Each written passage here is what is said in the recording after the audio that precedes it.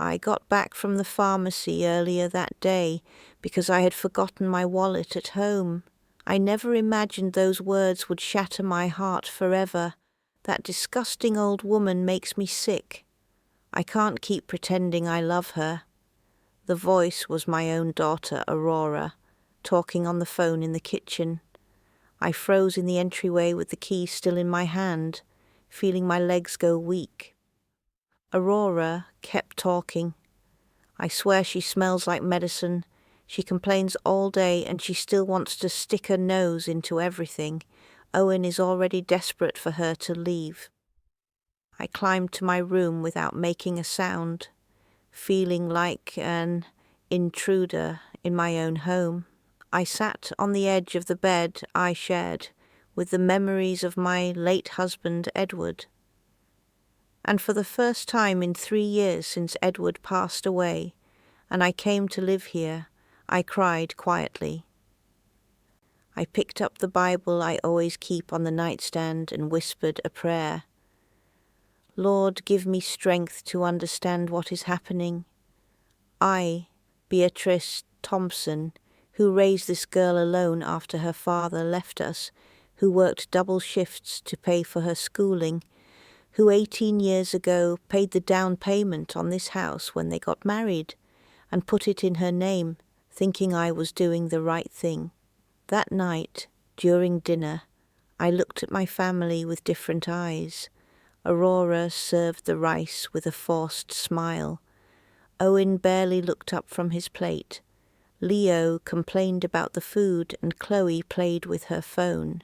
When Leo said the food had no salt, Aurora immediately looked at me with irritation as if it were my fault. Owen muttered something about, "There's always some problem." When Chloe knocked over a glass of juice, everything I had once taken for tiredness or stress suddenly took on a completely different meaning. When Aurora asked if I was all right because I was very quiet, I only smiled and said I was a little tired. She nodded with relief, happy she didn't have to pretend to be interested in my answer. That disgusting old woman was me, but what they did not know was that disgusting old woman had made a decision. For 71 years I had always put others first, always sacrificed, always swallowed insults in silence. But in that moment, something inside me changed forever, and they had no idea what was about to happen. The first waves of pain came that very early morning when I couldn't fall asleep. I remembered when Aurora was little and got sick. I spent whole nights awake making compresses, giving her medicine, singing to her until she slept. I remembered when she graduated from college and cried, thanking me for everything I had done, promising she would be a better daughter. I remembered when Leo was born and Aurora said I was the best grandmother in the world, that the children needed me. I remembered when Chloe took her first steps, running toward me, shouting, "Grandma." I remembered when Edward left this life and Aurora promised she would take care of me forever, that she would never leave me alone. How had I become the disgusting old woman who got in the way in the house I myself had paid for? At what point did sacrifices turn into burdens? When love turned to disgust, I got out of bed and walked to the bathroom mirror. A 71-year-old woman looked back at me, lines that told stories of hard work, eyes that had seen too much pain, hands that had worked tirelessly to give others what I never had. "Beatrice," I whispered to myself, "it's time for someone to take care of Beatrice." The next morning I watched every detail of the household routine with new clarity. Aurora made breakfast with mechanical movements, serving my plate last as if I were an afterthought. Owen read the paper, completely ignoring my presence, even when I offered him coffee. Leo came down late, grabbed his breakfast, standing up, and left without saying goodbye. Chloe held out her hand, asking for money for school lunch without looking me in the eyes. It was as if I were an old, inconvenient piece of furniture that everyone had learned to ignore. After everyone left, I stayed alone in the kitchen, washing the dishes and thinking about this kitchen that had been the heart of my home with Edward, where we had planned our dreams, where we had raised Aurora with so much love. Now it was only the place where the disgusting old woman cleaned up everyone else's messes. I looked out the window at the garden I had planted when I moved in, the roses I had tended with such care, the lemon tree that had given sweet fruit for years. All of that was part of my story, my work, my love. That afternoon when Aurora came home from work, I heard her on the phone again with her friend Sylvia. I had forgotten I was in the living room reading my recipe magazine. I don't know what else to do with her. She's getting heavier and clingier every day. She talks to herself, leaves the house smelling like medicine, and still wants to have opinions about how I raise my children, Aurora said. I closed my eyes and pretended to be asleep. But each word burned into my heart like hot iron. Owen says we should look into a nursing home for her. I heard her say, but I don't want to look bad to the neighbours. Imagine what they would say if they knew. I sent my mother to a nursing home. A nursing home. Not because it would be best for me, but because it would be best for them. And the only reason they hadn't done it already was what the neighbours would think. It wasn't love. It wasn't concern for my well-being. It was public image. I got up slowly as if I had just woken, and Aurora immediately changed the subject on the phone. "Oh, Sylvia, I'll call you later. My mother woke up." During that night's dinner, I tried to join the conversation. I asked Leo about his classes. I told him I was glad he was doing well in math. He answered with one-word replies. Clearly annoyed by the interruption, when I tried to tell Chloe about a new recipe I had seen in a magazine, Aurora cut me off. "Eleanor, let her eat in peace." When Owen mentioned he'd had a tough day at work, I offered my sympathy and some advice based on my experience. He looked at me as if I had said something completely irrelevant. That night, while they watched TV in the living room, I went to bed early, but I heard them talking as if I were already asleep. "She's getting more meddlesome every day," Aurora said. Today she tried to give me tips on how to cook as if I didn't know how to run my own house. Eleanor was lecturing me about work, Owen added, as if she knew something about my industry. The worst is the kids are starting to get nervous around her, Aurora continued. Leo told me he's embarrassed to bring friends over because Grandma always wants to chat with them. Embarrassment. My own grandson was ashamed of me, the boy I had rocked as a baby, taught to tie his shoes, comforted through nightmares. Now I was a source of shame for him. I covered my mouth to keep from sobbing, but the tears streamed out anyway. When had I become this burden that embarrassed my family? When had I stopped being the beloved grandmother and turned into the nuisance they wanted to hide? The answer came like a painful revelation. I had never stopped being the same person. What had changed was that I was no longer useful to them. When Aurora needed help with the little kids, when she needed someone to watch the house while she worked, when she needed emotional support after arguments with Owen, I was valuable. But now that the children were older, that her routine was settled, that her marriage had stabilized, my presence had become unnecessary. Worse, it had become annoying. A few days later, during my morning walk in the park, I ran into Mrs. Miller, a neighbour who had always been kind to me. She noticed I was different, quieter, sadder. "Beatrice, are you all right? You look worried," she asked. I couldn't tell her the truth, but she, with the wisdom of her years, understood without words.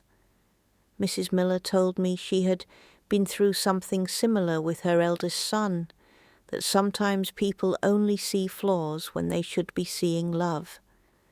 You know, dear, sometimes people only value what they have when they lose it. And sometimes you need to learn to value yourself first. But how can a mother value herself when her own daughter sees her as a burden? I asked in a broken voice. Mrs. Miller took my hands gently. "Beatrice, you are not a burden. You are a woman who has lived, who has loved, who has worked, who has given everything for her family. If they can't see that, the problem isn't you." Her words reached my soul, but they also awakened something that had been sleeping for a long time. My dignity. I went back home with a strange feeling, as if I were seeing everything for the first time. Aurora was on the phone again, complaining to a friend. "I don't know how much more I can take. My mum is getting clingier every day. Yesterday she asked if she could come with me to the grocery store, like a child who can't stay alone, clingy and needy. 3 years living in that house, cleaning, cooking, watching my grandchildren when needed, paying my share of the bills with my pension, and I was the dependent. That night, while I washed the dishes from the dinner I had cooked myself, Aurora came into the kitchen and poured herself a glass of water. "Eleanor," she said in a tone that tried to sound casual, but came off rehearsed, "Owen and I have been thinking that maybe it would be good for you to have more independence." My heart raced, but I kept washing the dishes without looking up. "What kind of independence?" I asked. "Well, you know, maybe a little apartment of your own, where you can have your space, do your things without having to adapt to a young family." A young family. As if I were so old I couldn't be part of a family. "And how would I pay for that apartment?" I asked, still washing. "Oh, Eleanor, with your pension you could get something small but nice, and we would help, of course." I dried my hands slowly and turned to look at her. "Aurora, do you want me to leave this house?" She avoided my eyes. "It's not that I want you to leave, Eleanor. It's just that, well, I think both you and we need our space. The kids are growing up. They need privacy. Owen is stressed from work and sometimes needs quiet. And I bother them," I thought. "No, Eleanor, it's not that. It's just that, Aurora." The silence that followed was deafening. My daughter couldn't say the truth, that I was in their way, that I was a burden, that they considered me a disgusting old woman. She also couldn't lie convincingly. "It's complicated, Eleanor." "No, child. It's not complicated at all. It's very simple. They don't want me here anymore. I'm no longer useful. I'm no longer the beloved grandmother. Now I'm the bothersome old woman who smells like medicine and talks too much." "Eleanor, don't say that," she protested, but without conviction. "Then why can't you look me in the eyes when you say it? Why have you avoided being alone with me for weeks? Why does conversation stop when I enter a room?" Aurora finally looked at me, and in her eyes I saw something that broke my heart. Relief. Relief that we were finally talking about it, that she no longer had to pretend. "All right, Aurora," I said, with a calm I didn't feel. "I understand the message perfectly." I left the kitchen and went up to my room, closing the door softly. I sat on the bed and looked around. That room had been my refuge for 3 years, where I had cried over Edward's death, where I had prayed for my family's happiness, where I had planned Christmas dinners and birthdays to make them happy. Now it felt like a prison cell I needed to escape. That night, while they thought I was asleep, I heard them argue in their room. "You told her too directly," Owen said. "It was about time someone told her." Aurora replied, "We can't keep walking on eggshells for her. This is our house, our life, our children, and if she gets difficult how? What is she going to do? Sue us? She's a 71-year-old woman with no resources besides her pension. She has no options, no assets." Ah, Aurora, how little you knew about your old mother. How little you knew about the woman who had worked for 42 years, who had saved every penny, who had carefully invested your father's life insurance money, who had been so responsible with her finances, who had more resources than your family ever imagined, and how little you knew about the house you lived in, because in your arrogance you never bothered to check the legal papers we signed 18 years ago. I got out of bed and took a small box from my drawer where I kept my most important documents: Edward's will, my birth certificate, my pension papers, and there was the deed to the house. I read it carefully under the night lamp, confirming what I remembered. When we put the house in your name 18 years ago, Aurora, your father was supposed to sign too, because we were married under community property rules. But he was travelling for work that week, and we said, "We'll sign when he returns." Edward passed away before he came back.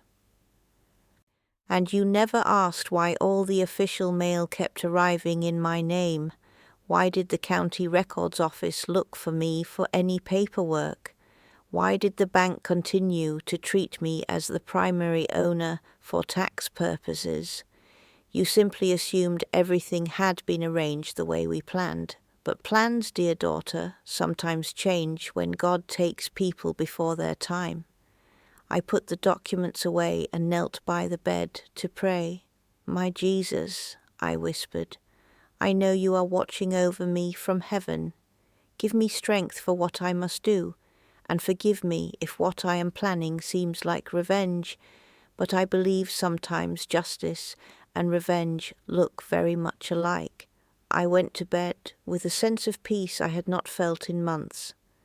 The disgusting old woman was about to teach her family a lesson they would never forget. The next morning I woke with a clear purpose.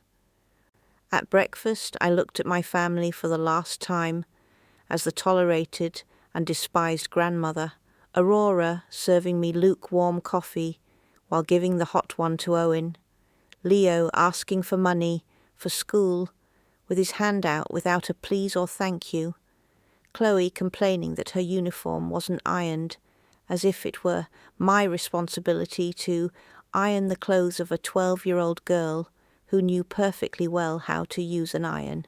"Good morning," I said cheerfully, and they all answered with distracted grunts.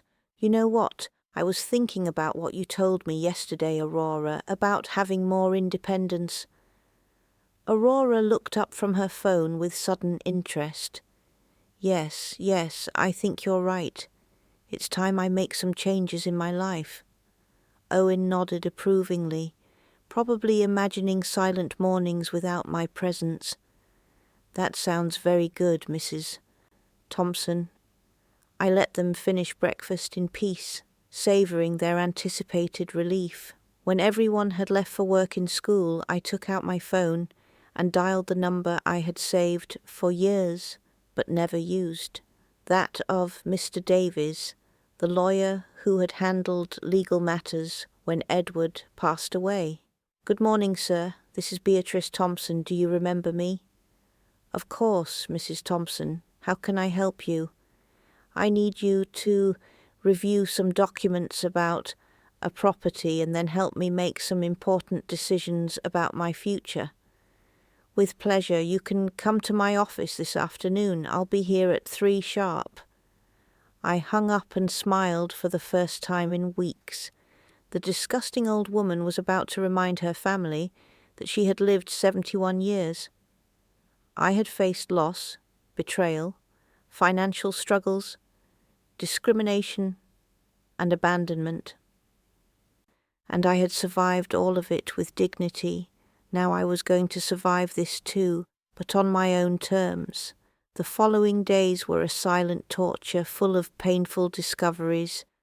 I began to notice every glance of disguised disgust, every impatient sigh when I spoke, every time voices dropped as soon as I entered the room.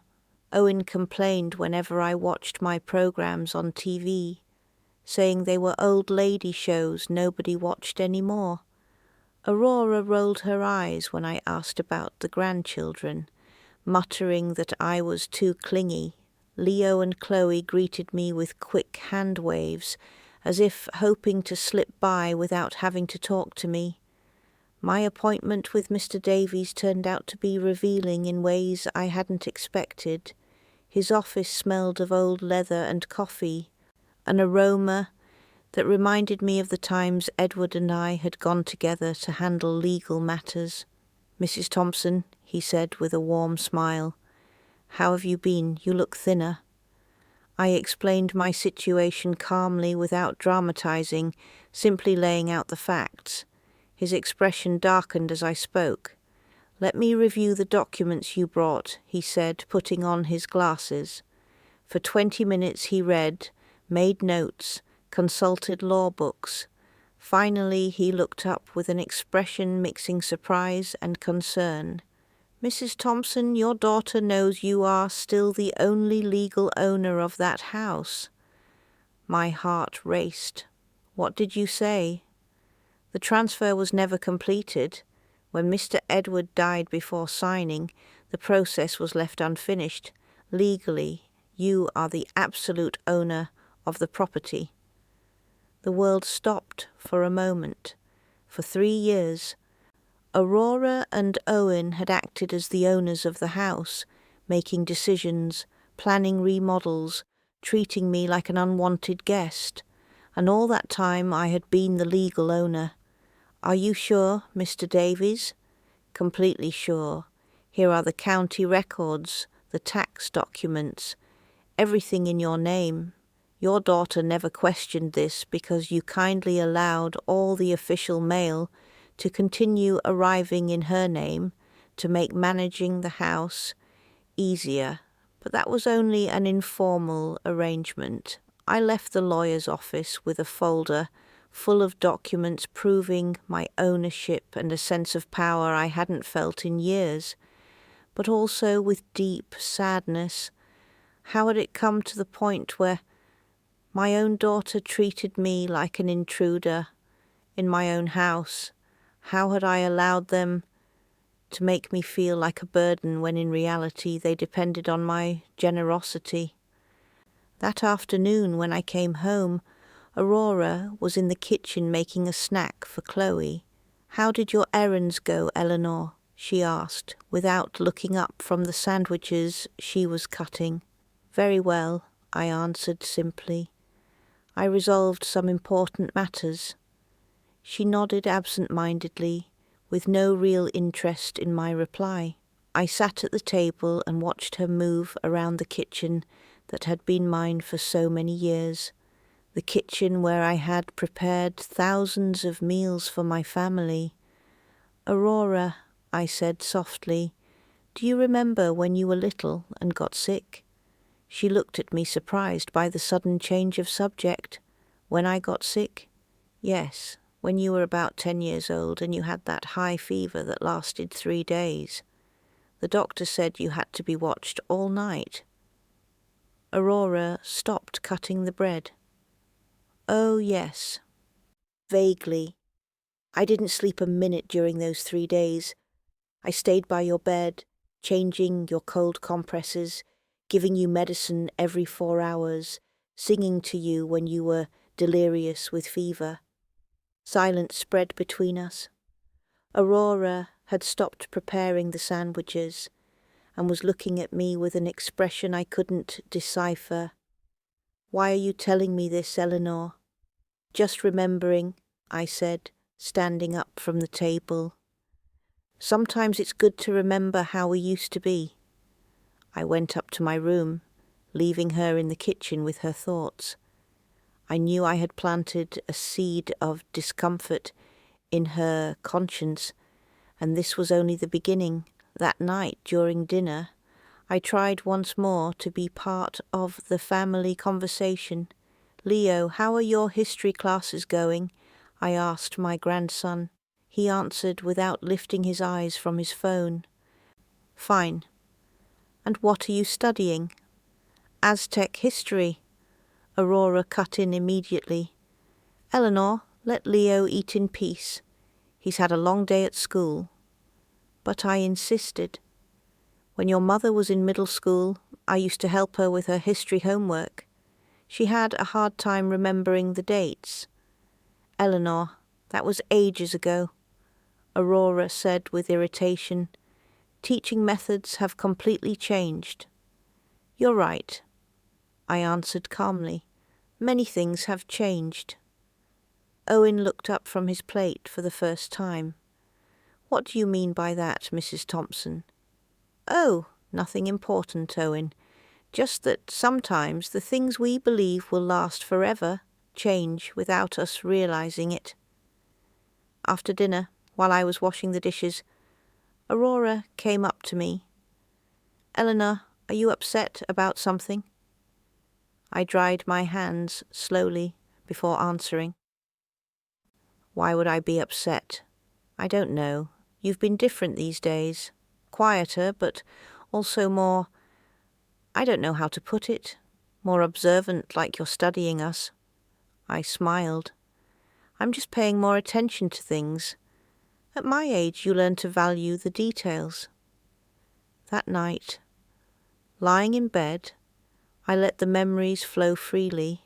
I remembered when Aurora graduated from high school and cried because she had no money for a graduation dress. I worked extra shifts for a month. I sold some jewelry I had inherited from my mother and bought her not only the dress, but also the shoes and the hairstyle at the most elegant beauty salon in the neighborhood.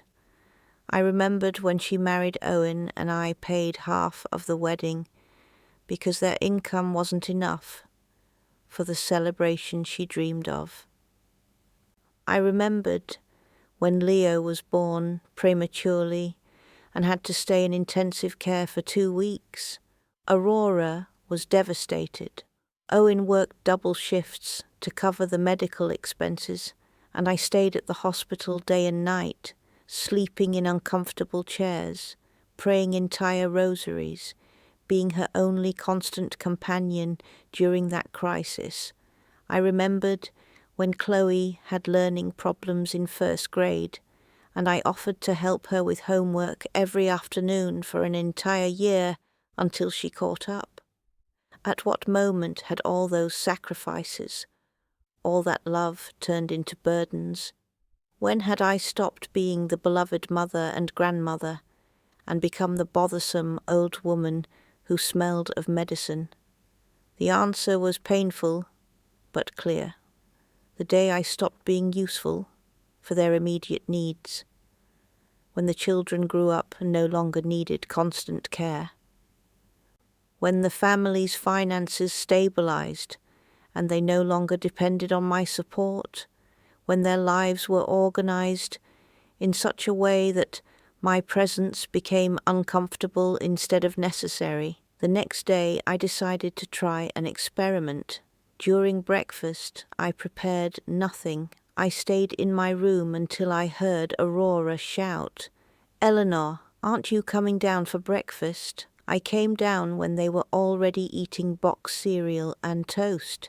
"Good morning," I said cheerfully. "Why didn't you make breakfast?" Owen asked with irritation. "I thought it would be good if everyone prepared their own," I replied, serving myself coffee. "That's more independent, don't you think?" Aurora looked at me suspiciously. Eleanor, are you feeling okay? I feel perfectly fine. I'm just practicing that independence we talked about. The rest of breakfast passed in tense silence. When they all left, I cleaned only my spot at the table, leaving the other dishes dirty. If they wanted independence, they were going to get it. That afternoon, when Aurora came home from work, she found the kitchen just as she had left it in the morning. Dirty dishes, crumbs on the table, the coffee pot unwashed. "Eleanor!" she shouted. "What happened here?" I came down from my room where I had been reading, peacefully. "What's wrong, dear?" "Why didn't you clean the kitchen?" I thought since everyone made their own breakfast, everyone would clean their own. But you always clean the kitchen. I always did many things, Aurora, but I'm learning to be less, how did you say it? Less clingy. That's not what I meant. Then what exactly did you mean, Aurora? She was speechless because we both knew what she really meant. She wanted me to leave the house, but as long as I stayed, she expected me to remain the unpaid maid who kept everything running. She wanted to get rid of my inconvenient presence, but keep my convenient services. Eleanor, independence is one thing, but being selfish is another. The word hit me like a slap. Now I was selfish. Yes, selfish. You live in this house, eat our food, use our utilities, and don't contribute anything. The mask had finally fallen. "Ah," I said with a calm I didn't feel. "I see. So when I cooked breakfast, lunch, and dinner every day for 3 years, that wasn't contributing. When I cleaned the entire house, washed and ironed clothes for 4 people, looked after the kids after school, that wasn't contributing. When I paid half the household expenses with my pension, was that not contributing either?" Aurora realized she had gone too far, but the damage was done. "Eleanor, I didn't mean..."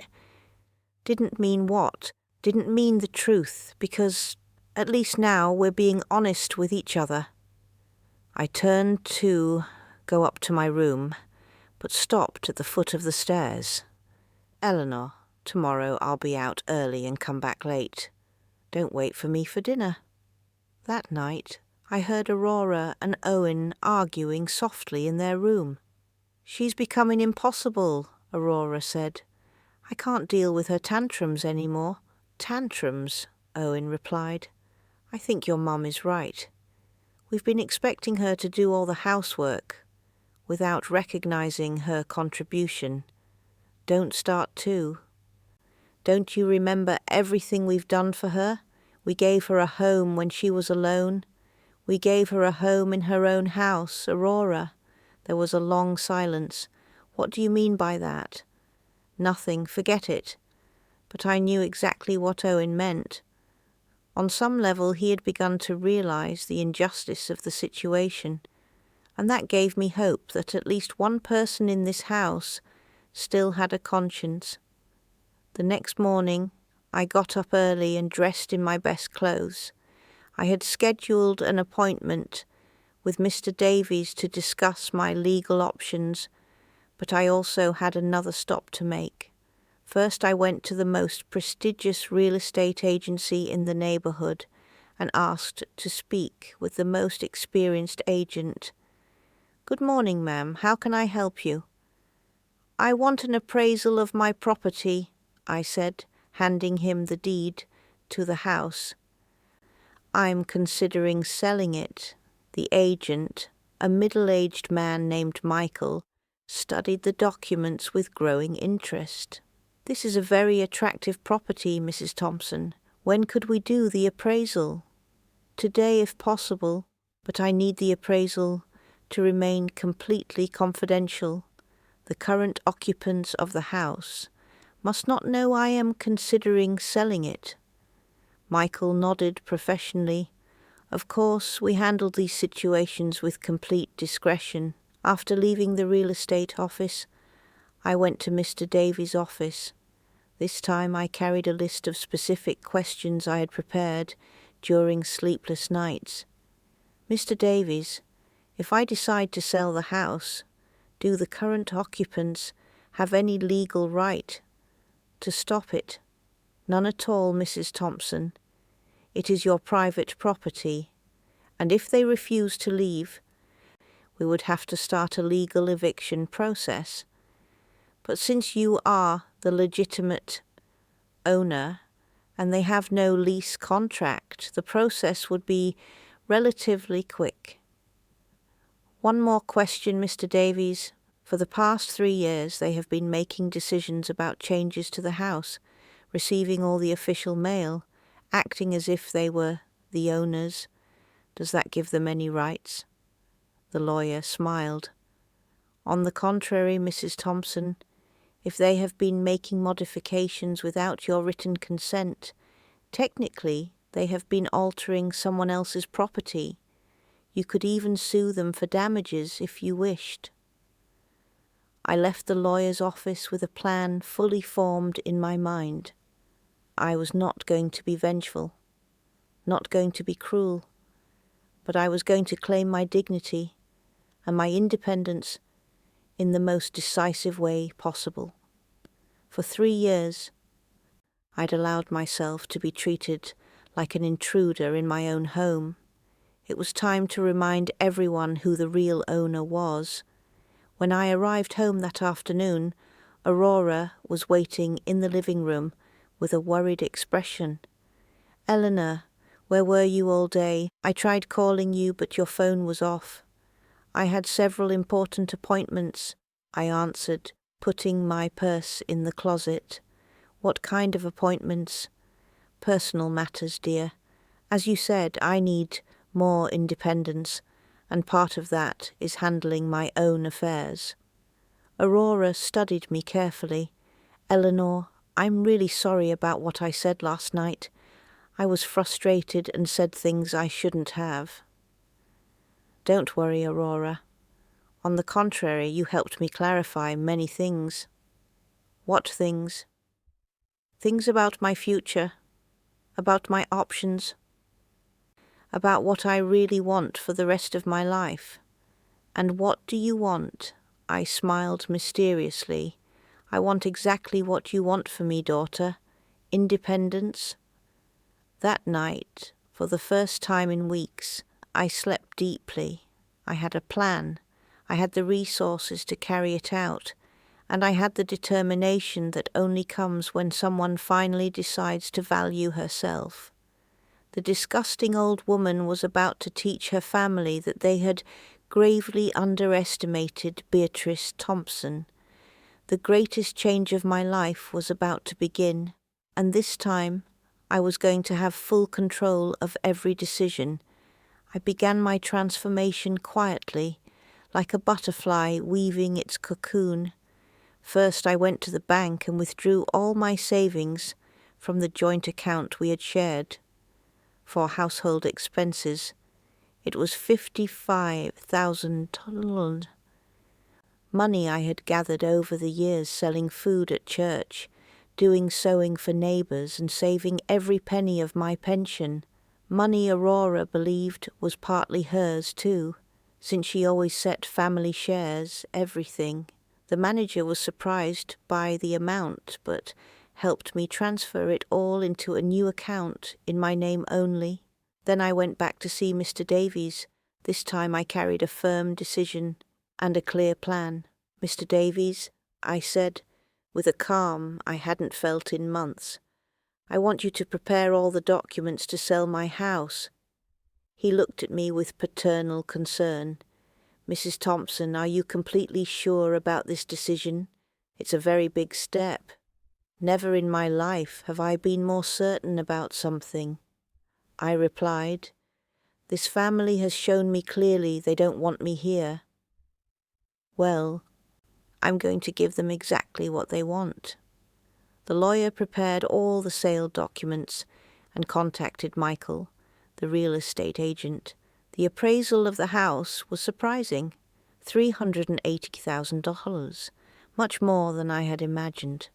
The location in a quiet suburban neighborhood, the improvements I had made over the years, and the rise in property values had turned my modest home into a very valuable property. "We have several interested buyers," Michael informed me. "With this location and these features, the house will sell in less than a month." In the meantime, I quietly began looking for where to live. I visited 5 different apartments before finding the ideal one. Small but bright, in a building for seniors, with a terrace where I could grow my plants and a beautiful view of the park. It had a living, dining area, a practical kitchen, a comfortable bedroom, and a full bathroom. Most importantly, it radiated a peace I hadn't felt in years. During those weeks of preparation, Aurora, Owen, and the kids suspected nothing of the storm approaching. They kept treating me like an old piece of furniture in the way. Owen would come home from work and shut himself in his room without saying hello. Aurora would serve my plate last as if it were an afterthought. The grandchildren would ask me for favors without a please or thank you, believing it was my duty to serve them, never imagining that the disgusting old woman was planning the biggest surprise of their lives. One morning at breakfast, Aurora casually announced, "Eleanor, Owen and I decided we're going to remodel the kitchen next month. There will be a lot of noise and mess for weeks." They didn't even ask my opinion about changes to my own house. "Oh, really?" I replied calmly. "And where will you get the money for that remodel?" Aurora exchanged a glance with Owen. "Well, we thought of using part of the household budget, and maybe you could contribute some of your savings." My savings to remodel my house without consulting me. "How much do you expect me to contribute?" I asked with genuine curiosity. "The remodel will cost about $25,000, Owen said. "We thought of dividing it among all of us. We'd put in $12,500 and you would put in the other $12,500. I smiled sweetly. "Let me think about it." That afternoon, while they were at work, I received a call from Michael. "Mrs. Thompson, I have excellent news. The buyers are ready to close the deal. We can sign the contract next week, and the closing will take place in 15 days. My heart raced. "Perfect, Michael. Go ahead with everything. Are you sure you don't want to discuss this with your family first?" "My family has nothing to do with my decisions about my property," I answered firmly. After hanging up, I sat in the living room looking at that house that had been my residence for 3 years, though never truly my home. Aurora and Owen had taken every decision, changed every routine, modified every tradition to suit their preferences. I had become a tolerated guest in my own property, but that was about to change radically. At dinner that night, I decided to have a little fun with my secret. "You know what, Aurora?" I said while cutting my chicken. "I've been thinking a lot about what you told me about having more independence." She looked up, interested. Yes, and I think you're right. At my age, I should have my own space, my own rules, my own life." Owen nodded in approval. "That's a very mature attitude, Mrs. Thompson. In fact," I continued, "I've been looking into some options." Aurora grew alert. "What kind of options?" "Oh, different possibilities for my future. Some more interesting than I expected." Leo looked up from his phone for the first time in weeks. "Are you moving out, Grandma?" My grandson's innocent question touched my heart. At least he seemed genuinely worried. "Maybe, son, maybe it's time for Grandma to live her own adventure." After dinner, Aurora followed me into the kitchen while I was washing the dishes. "Eleanor, what adventure are you talking about?" "You're worrying me." "Don't worry, dear. I'm just exploring options to be more, how did you put it? Less clingy." "Eleanor, I didn't mean to hurt you with those words." "You didn't hurt me, Aurora. On the contrary, you opened my eyes. Sometimes we need someone to tell us the truth in order to make the right decisions." The following days were a strange mix of anxiety and excitement. On the one hand, I was nervous about the magnitude of what I was about to do. On the other, I felt more alive and empowered than I had in many years. I began secretly packing my most valuable belongings: a few family photos, Edward's Bible, my mother of pearl rosary, some books with sentimental value, and my favorite clothes. Everything fit into 3 medium suitcases. 71 years of life reduced to 3 suitcases. But instead of sadness, I felt free. I was leaving behind not just material things, but years of being treated like a nuisance, of tiptoeing around, of feeling guilty for existing in my own house. Mrs. Miller had been helping me without asking questions, simply offering the silent support of someone who understands. One afternoon, while we had coffee at her place, she said, "Beatrice, you look different, more determined." "I feel different, Teresa. For the first time in a long time, I feel like I have control over my life." "And your family, how do you think they will react?" "They will react exactly like any family that discovers they've been taking for granted the most valuable thing they had." The day before the signing of the sales contract, I received a call from Owen at work. "Mrs. Thompson, may I speak with you?" His tone was unusually serious. "Of course, Owen. What do you need?" "It's about Aurora. She's been very stressed lately. She says, 'You've been acting strangely, as if you're planning something.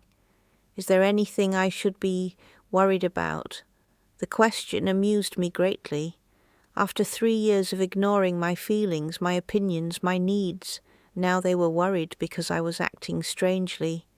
"Owen," I said as sweetly as I could, "there's nothing to worry about. I'm just making some adjustments in my life." "What kind of adjustments?" "The adjustments needed to become the independent woman Aurora wants me to be." That night at dinner, I noticed Aurora watching me constantly. Every time I spoke, she paid full attention, as if looking for clues to my secret plans.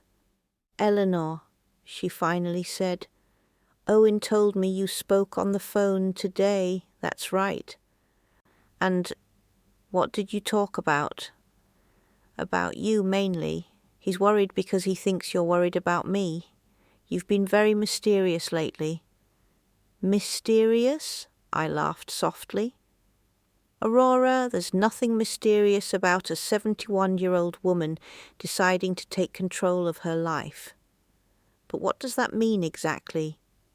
"It means exactly what it means. Don't look for hidden meanings, daughter." Of course, there were hidden meanings, and she would discover them very soon. The morning of the contract signing, I woke with absolute calm. For the first time in 3 years, I didn't prepare breakfast for anyone. I put on my best suit, did my hair carefully, and put on makeup like I hadn't since Edward's funeral. When I came down for breakfast, the whole family looked at me in surprise. "Eleanor, you look very elegant." Aurora said, "Do you have some special event?" "You could say that," I replied, pouring myself coffee. "What kind of event?" "An event that will completely change my life." Owen frowned. "Mrs. Thompson, you're making us nervous with all this mystery." "It's not my intention to make you nervous. I'm just excited about what's going to happen today. Leo, with typical teenage curiosity, asked, Grandma, are you getting married again? The question made me laugh sincerely for the first time in weeks.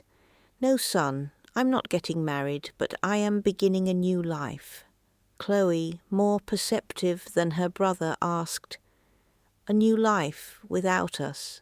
The silence that followed was heavy. Sometimes people need changes to be happy, I said gently. And I need a very big change. Aurora set her coffee cup down with a loud thud. Eleanor, enough games. Tell me exactly what's going on. Exactly what you wanted, Aurora. I'm going to have all the independence you suggested. What do you mean by that? You'll know very soon. I got up from the table, picked up my purse, and walked to the door. Where are you going? Aurora shouted. To a very important appointment. I'll be back this afternoon with news. Eleanor, you can't just leave. Tell us what's happening. But I was already outside, walking toward the taxi I had called, feeling that each step took me not only away from those walls, but from years of humiliation. At Mr. Davies' office, I signed the sales documents with steady hands and a calm heart. The buyers, a young couple with 2 small children, were excited about their new home. It's a beautiful property, they told me. It's clear it was cared for with a lot of love. Yes, I answered. It was cared for with love. I hope you will love it too. After the signing, I went straight to the bank and deposited the check for 380,000 tolons into my personal account. I had never had so much money at once. With that amount, I could live comfortably for many years. I could travel if I wanted. I could be completely independent, but most importantly, I could live with dignity. My next stop was the apartment building where I decided to move. The unit was already ready, furnished with new pieces I had carefully chosen in the previous weeks. It was small but perfect, a living room with a view of the park, a modern kitchen, a cosy bedroom, and a full bathroom.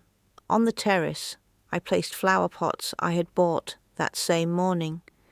As I arranged my belongings in my new home, I thought of Aurora, Owen, and the children discovering the truth. I imagined their faces when they realized that the disgusting old woman had in reality been their benefactor, that all this time they had lived in my house, spent my money, and made decisions as if they were theirs while treating me like a burden. At 5 p.m, I returned for the last time. Aurora was waiting in the living room, visibly upset. Eleanor, where have you been all day? I was so worried. I was taking care of my future, I replied, calmly. Your future? Yes, Aurora, my independent future. I sat in my favourite chair and looked her straight in the eye. Do you remember telling me I needed more independence? Yes, but, well, I have wonderful news. Starting tomorrow, I will have all the independence in the world. Owen walked in at that moment with Leo and Chloe behind him. They all sat around me with expressions of confusion and anxiety. Family, I said with a serene smile. I have something important to tell you. Today I sold this house. The words hung in the air like a bomb about to explode. What did you say? Whispered Aurora. I said I sold this house. The new owners take possession in 15 days. The explosion came immediately. Aurora jumped up, shouting, That's impossible. You can't sell this house. This house is mine. I pulled the documents from my purse and placed them on the table. Read these papers, daughter. Tell me who the real legal owner is. The silence that followed was the most intense of my life. The moment had come to face 3 years of lies, mistreatment, and false assumptions. Aurora took the papers with trembling hands. Her eyes scanned every line. I watched her grow pale as the truth sank in. Owen leaned over her shoulder to read, and his face shifted from confusion to absolute astonishment. "This can't be true," Aurora murmured. "Dad signed the papers. I saw him." "Your father was going to sign them when he returned from his business trip," I answered calmly. "But God took him before he could." "But we've been paying the household expenses," stammered Owen. "With my money as well," I replied. "Half the expenses came from my pension, and the taxes that always arrived in my name were also paid by me." The truth hit them like cold water. For 3 years they believed they were supporting the disgusting old woman, when in reality I had been sustaining my own home. "So you were always the owner of the house, Grandma?" asked Leo with brutal honesty. "Always, my son, and Mum and Dad didn't know." "Your mother knew, but she chose to forget." Aurora looked at me with a mixture of anger and despair. "Eleanor, you never told us anything. You acted like we were the owners." "You acted like the owners," I corrected. "I simply didn't contradict you, because I thought we were a family, making decisions together." "Grandma, does this mean we're not going to live here anymore?" asked Chloe with tears in her eyes. That question broke my heart, but it was too late to turn back. "The new owners take possession in 15 days, I answered softly. "You'll have to find another place to live." "This is madness," Aurora screamed. "You can't throw us out on the street. We're your family." "I am your family," I responded, with a firmness I didn't know I had. "But for the last 3 years you treated me like a stranger. Now you'll have the chance to live without that burden." Owen tried to intervene in a conciliatory tone. "Mrs. Thompson, I think there's been a misunderstanding. We never wanted you to feel rejected." "Never wanted?" I asked bitterly. "Owen, do you remember the last time you asked me how I was? The last time you cared about my day, my feelings, my opinions?" His silence was his answer. He couldn't remember, because it had never happened. "And you, Aurora?" I continued, looking at my daughter. "When was the last time you hugged me without it being my birthday or some special occasion? When was the last time you wanted to sit with me, just to spend time with your mother?" She opened her mouth to answer, but no words came out. We both knew the answer was never. For 3 years, our relationship had been mechanical. Meals, chores, obligations, nothing more. There had never been genuine affection, real conversations, or moments of connection between mother and daughter. "But Eleanor," Aurora finally said with a trembling voice, "we do love you. It's just that, well, sometimes it's hard to live with people of different generations." "People of different generations," I repeated slowly. "Do you know what you called me when you thought I wasn't listening?" Aurora turned even paler. "I don't know what you're talking about."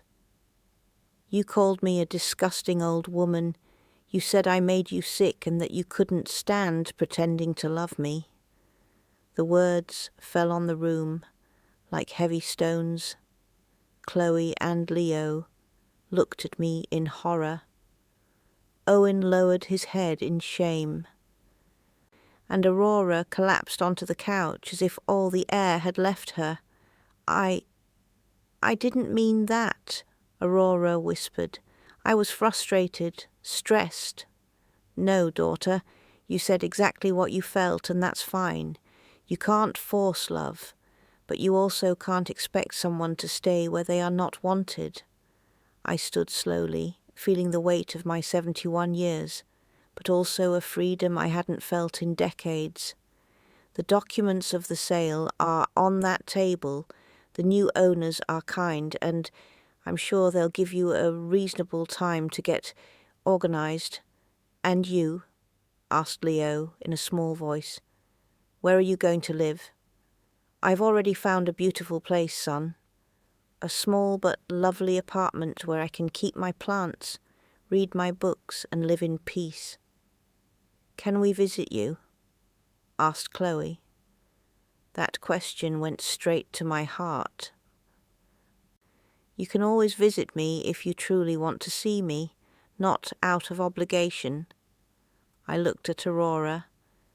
But the visits must be genuine. Owen finally spoke. Mrs. Thompson, this is very drastic. Surely we can find a solution that works for everyone. The solution, Owen, is exactly what is happening. You will have the total independence you wanted, and I will have the dignity I deserve. But the children, Aurora tried to argue. They'll be fine. They are strong, intelligent, and they'll adapt. Aurora stood up abruptly. This is revenge. You're punishing us. No, Aurora, this is justice. For 3 years you enjoyed the benefits of living in my house while treating me as a burden. Now you will learn what it means to support a family without my help. We supported you, Aurora protested. With what money? I shot back. With the expenses we split in half. With the meals I cooked, with the cleaning I did, with the childcare I provided. Each question landed like a slap of reality. Aurora realized she had been living in a comfortable illusion, seeing herself as the benefactor, while I silently carried much of the burden. Besides, I continued, when I reviewed my statements with my accountant, I discovered something interesting. I pulled out more documents from my purse. In these 3 years, you spent $32,000 more than you contributed. Owen took the papers in disbelief. That can't be. The numbers don't lie. Between the extra expenses you authorized without consulting me, the purchases you called family needs, and the projects you decided on for the house, you spent much more than you put in. Aurora went over the figures in desperation. But those were family expenses, she stammered. Family expenses? I asked.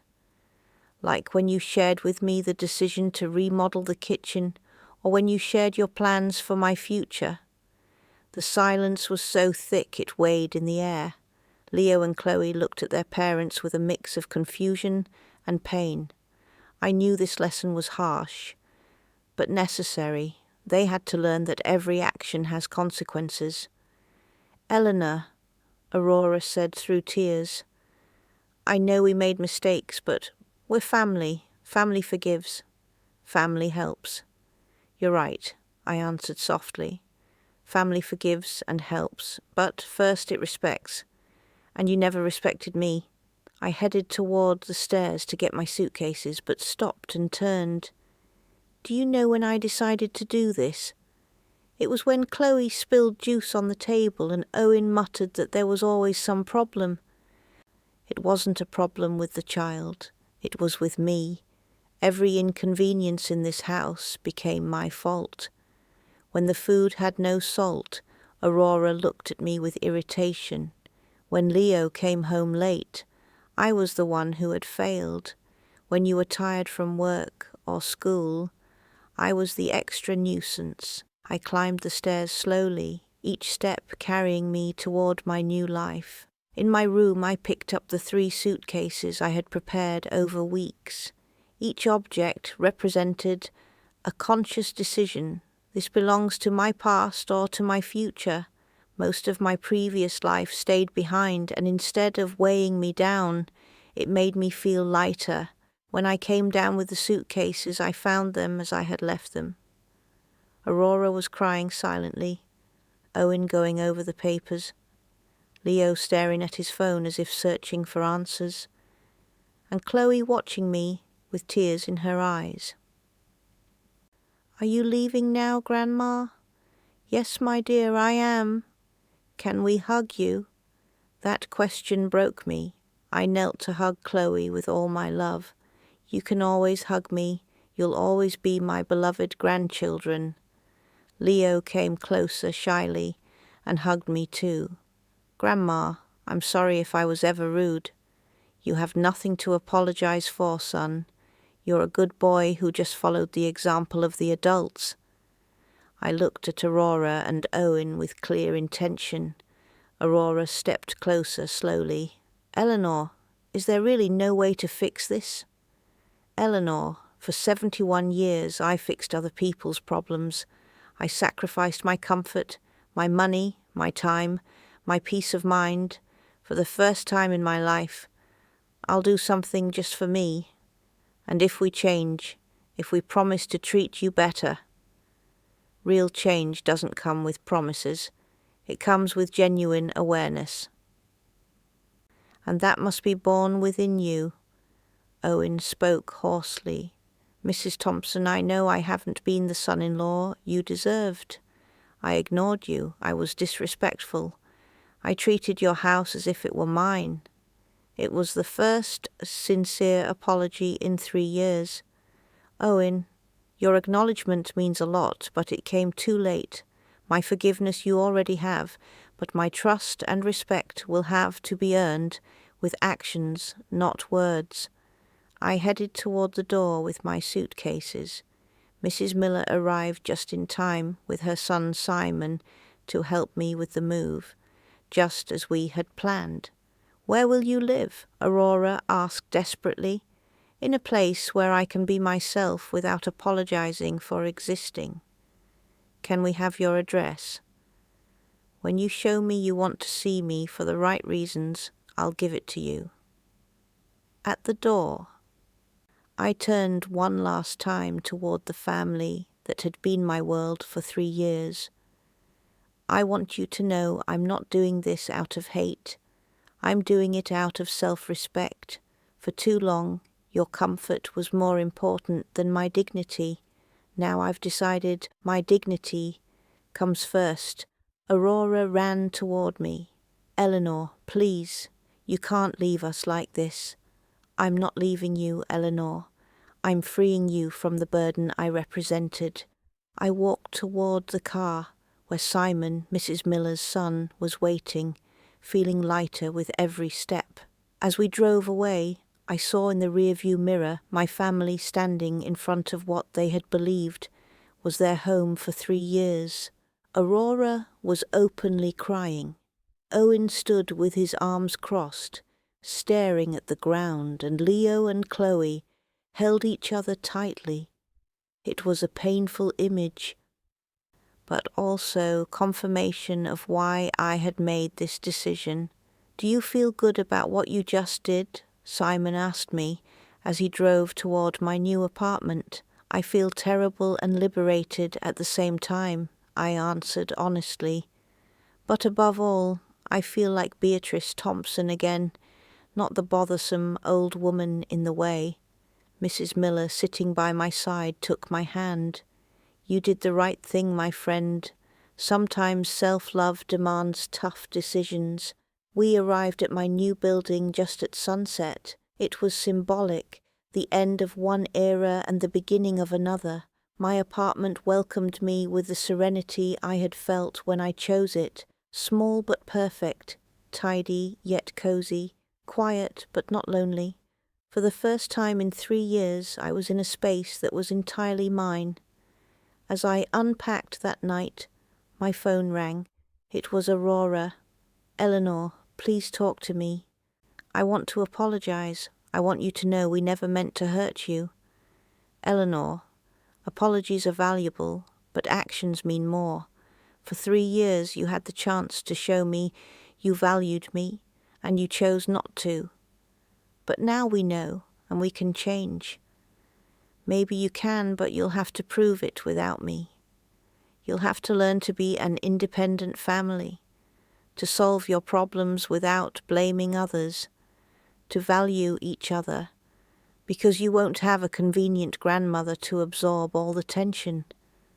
The silence on the other end was deep. Are you really not going to give us another chance? This is your chance, Aurora.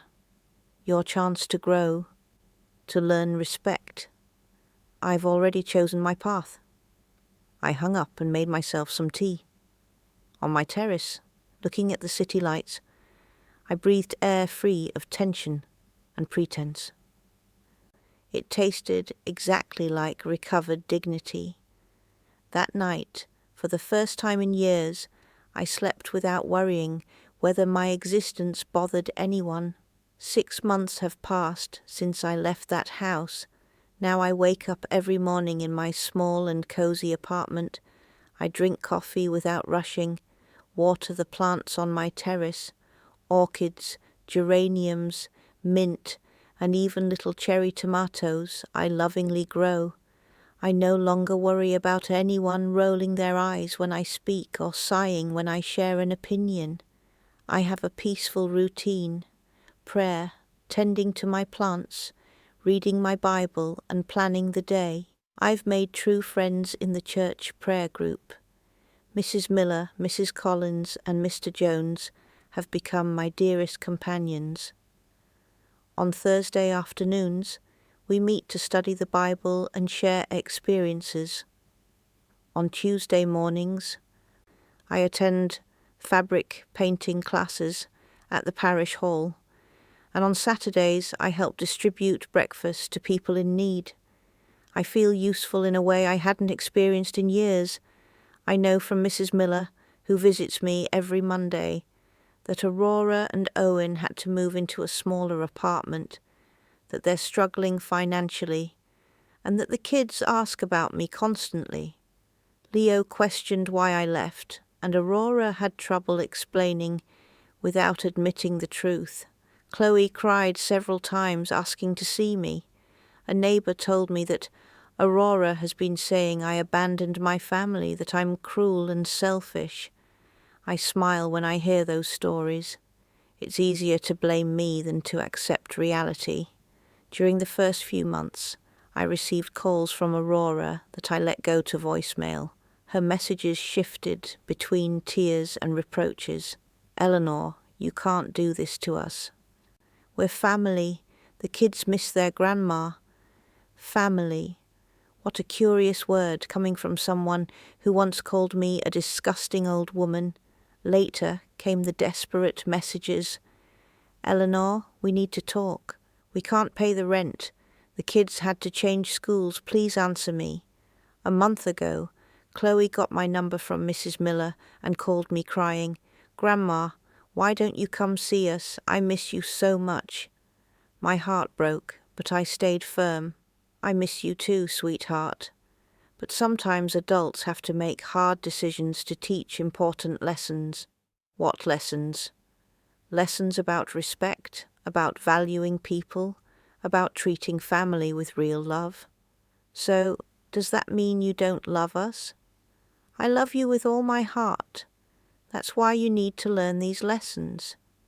Leo also sought me out, showing up one day at the park where I walk every morning. Grandma, this is wrong. Mum and Dad are sad. They argue all the time, and Chloe cries for you every night. We sat on a bench under a tree. Leo, do you think it was right the way they treated me? He lowered his head. No, but they get it now.